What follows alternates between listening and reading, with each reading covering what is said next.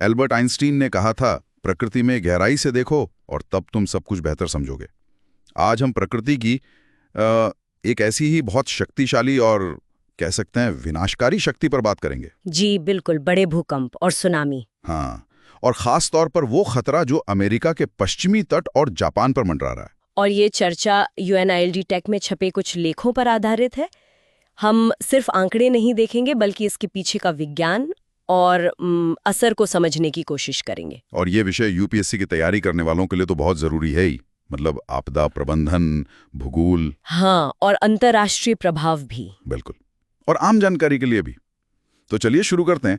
ये Cascadia subduction zone ये क्या है, कहाँ है? देखिए, कैस्केडिया सबडक्शन जोन जो है वो उत्तरी कैलिफोर्निया से शुरू होकर ऊपर कनाडा के ब्रिटिश कोलंबिया तक जाता है। अच्छा, काफी लंबा एरिया है। जी हाँ, यहाँ हो ये रहा है कि एक समुद्री टेक्टोनिक प्लेट है, जुआन डे फूका प्लेट। जुआन डे फूका, हाँ। वो धीरे धीरे, मतलब बहुत धीरे धीरे उत्तरी अमेरिकी प्लेट के नीचे जा रही है, खिसक रही है। अच्छा। और इस रगड़ से पिछले करीब 300 सालों से वहाँ तनाव, मतलब एनर्जी जमा हो रही है। 300 साल? तो पिछला कोई बड़ा भूकंप आया होगा वहाँ? हाँ, ऐतिहासिक रिकॉर्ड बताते हैं कि 26 जनवरी 1700 को बहुत जबरदस्त भूकंप था।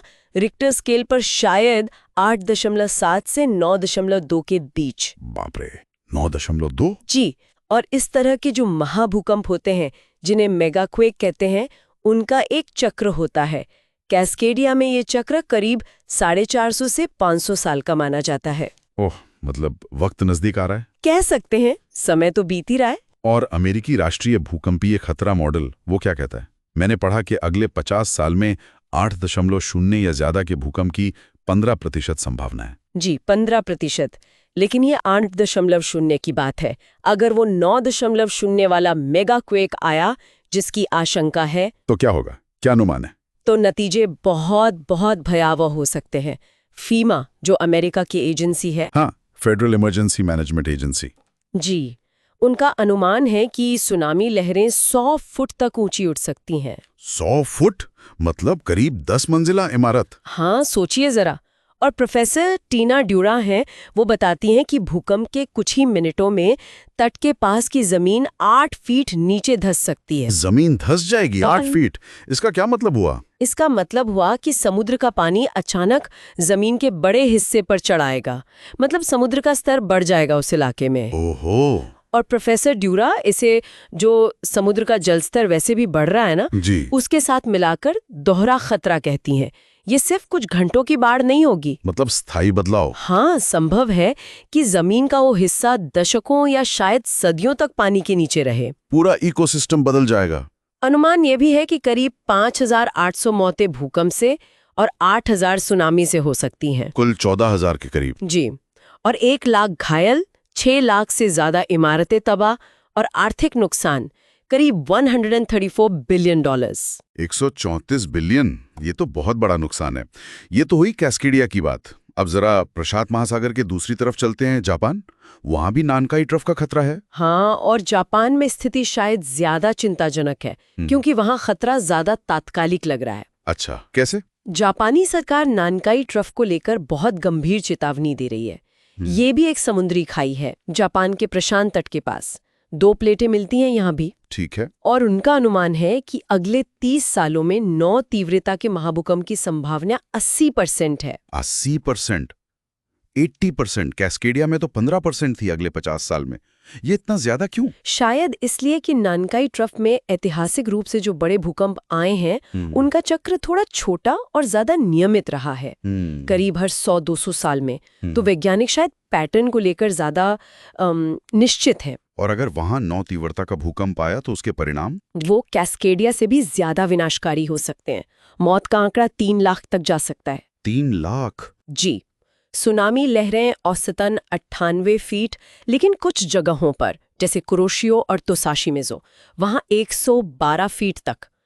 टोक्यो जैसे शहर में भी 30 फीट ऊंची लहरें आ सकती हैं। और सबसे डराने वाली बात, कुछ इलाकों में लोगों को चेतावनी मिलने और बचने के लिए सिर्फ 2 मिनट का समय मिलेगा। सिर्फ 2 मिनट?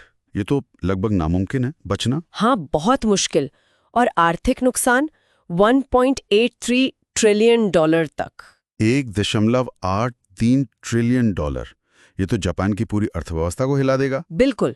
करीब 23 लाख इमारतें नष्ट हो सकती हैं, 1.25 करोड़ लोगों को घर छोड़ना पड़ सकता है, और फिर बाढ़ से बीमारियां फैलने का खतरा अलग। लेकिन जापान तो अपनी तैयारियों के लिए जाना जाता है। बिल्डिंग कोड्स बहुत सख्त हैं वहाँ। 2011 के भूकंप और फुकुशिमा के बाद तो और तैयारी की होगी। जी, तैयारी है, सख्त बिल्डिंग कोड है, बाढ़ रोकने के उपाय भी हैं, लेकिन विशेषज्ञ मानते हैं कि इन सब के बावजूद जो अनुमानित मौतें हैं उनमें कोई बहुत ज्यादा कमी नहीं आई है। अच्छा। 2011 का जो 9 तीव्रता का भूकंप था और फुकुशिमा हादसा, उसमें 15,500 मौतें हुई, 132 फीट ऊंची लहरें उठी थीं। वो हमें याद दिलाता है कि प्रकृति की ताकत कितनी जबरदस्त हो सकती है। हाँ, और नानकाई का अनुमान तो उससे भी बड़े पैमाने का है। जी, कहीं ज्यादा बड़ा। तो मतलब अगर हम देखें, अमेरिका का पश्चिमी तट और जापान दोनों ही बहुत बड़े भूवैज्ञानिक खतरे के मुहाने पर खड़े हैं। हाँ, ये दोनों अलग अलग घटनाएं होंगी, लेकिन ये दिखाती हैं कि पृथ्वी के अंदर की ताकतें कितनी बड़ी तबाही ला सकती हैं। और इनका ठीक ठीक अनुमान लगाना और फिर इनसे बचने की तैयारी करना, ये बहुत बड़ी चुनौती है। बिल्कुल। और ये सवाल उठता है कि हम समाज के तौर पर ऐसी आपदाओं के लिए असल में कितने तैयार हैं? क्या हमारी प्राथमिकताएं सही हैं? सही कहा। और यहीं पर हम अपने श्रोताओं के लिए एक सवाल छोड़ते हैं। सोचिए कि ये जो भूवैज्ञानिक खतरे हैं, कैस्केडिया, ननकाई, ये कितने बड़े हैं और शायद कितने तात्कालिक भी। अगर हम इनकी तुलना मान लीजिए लंबे समय में होने वाले जलवायु परिवर्तन के प्रभावों से करें, तो ऐसे में समाजों को अपनी आपदा तैयारी के लिए संसाधनों और ध्यान को कैसे प्राथमिकता देनी चाहिए? ये एक अहम सवाल है। इस पर अपने विचार नीचे कमेंट्स में जरूर बताइएगा। अगर आपको ये चर्चा जानकारी भरी लगी तो इसे लाइक करें और हमारे चैनल को सब्सक्राइब करना ना भूलें। अगर आपके कोई और सवाल हैं तो वो भी आप कमेंट्स में पूछ सकते हैं।